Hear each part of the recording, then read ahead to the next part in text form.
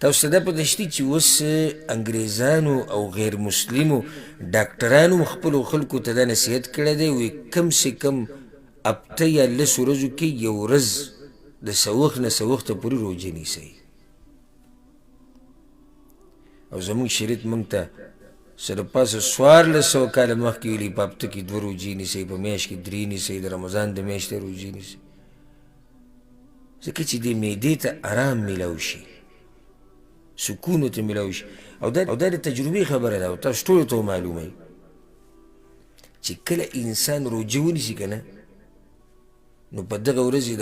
دا بدن چې دا چست وجه دا چې معدې ته لږ سکون میلاو شي او سکون ولا نن سبا کم ځای کې ورکوي خو سهار چې راپاڅي او دا مشینري سټارټه شي او دا شپن وهي او د شپې پورې یاره معده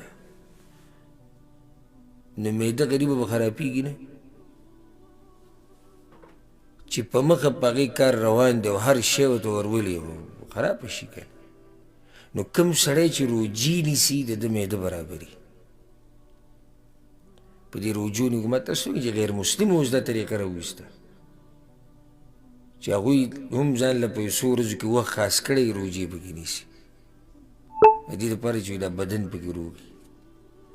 نو په دې باندې به اکتفا وکړو